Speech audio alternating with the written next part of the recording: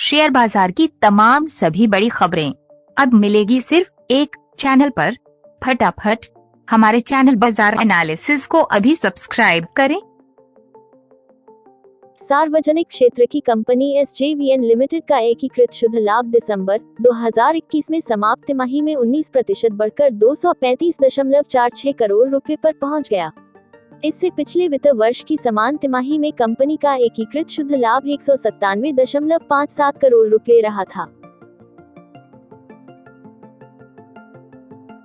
Hindalco Q3 results. Hindalco का consolidated net profit दिसंबर तिमाही में बढ़कर रिकॉर्ड हाई लेवल पर पहुंच गया है।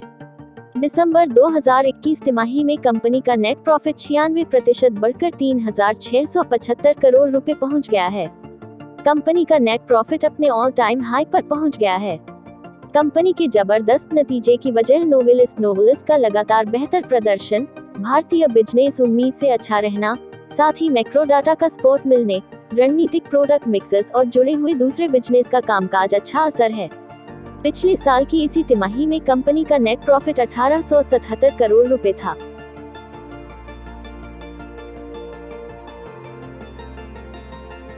Reserve bank of India (RBI) ने एक बार फिर निवेशकों को भारत में प्राइवेट क्रिप्टो करेंसी से पैदा होने वाली जोखिमों को लेकर आगाह किया है। मॉनेटरी पॉलिसी के ऐलान के बाद आयोजित एक प्रेस कॉन्फ्रेंस में RBI गवर्नर शक्तिकांत दास ने कहा कि प्राइवेट क्रिप्टो करेंसी देश की अर्थव्यवस्था और वित्तीय स्थिरता के खतरा हैं। RBI गवर्नर ने निवेशकों को आगाह करते हुए कहा कि जो निवेशक जोखिम उठाकर इन एसेट्स में पैसे निवेश कर रहे हैं, उन्हें इसके जोखिमों को हमेशा ध्यान में रखना चाहिए। उन्होंने कहा, प्राइवेट क्रिप्टो करेंसी या फिर आप इसे जिस भी नाम से पुकारते हैं, इसे लेकर RBI का रुख बिल्कुल स्पष्ट है। यह हमारी व्यापक आर्थिक और वित्तीय स्थिरता के लिए खतरा है।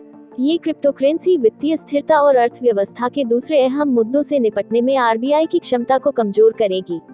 निवेशकों को सावधान करते हुए शक्तिकांत दास ने कहा, निवेशकों को यह बताना मेरा कर्तव्य है कि वे अगर क्रिप्टो करेंसी में जो पैसा निवेश कर रहे हैं, उन्हें इस बात को ध्यान में रखना चाहिए कि वे अपने जोखिम पर इसमें निवेश कर रहे हैं।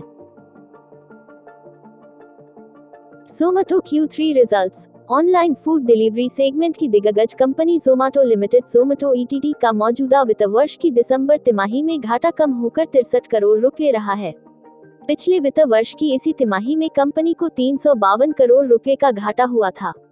वहीं सितंबर तिमाही में कंपनी को 429 करोड़ रुपए का घाटा हुआ था। ज़ोमैटो का अक्टूबर-दिसंबर तिमाही में रेवेन्यू तिमाही आधार पर 82.7% बढ़कर 1,112 करोड़ रुपए रहा, जो सितंबर तिमाही में 609.4 करोड़ रुपए था। वहीं कंपनी के एडजस्टेड रेवेन्यू की बात करें तो सालाना आधार पर यह 78% बढ़कर 1,420 करोड़ रुपए रहा, वहीं तिमाही आधार पर यह समान रहा है।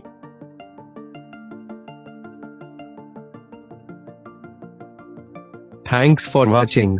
शेयर मार्केट से जुड़ी ताज़ा जानकारी और डेली मार्केट एनालिसिस के लिए हमारे चैनल बाजार एनालिसिस के सब्सक्राइब बटन और बेल आइकॉन को दबाना ना भूलें। धन्यवाद।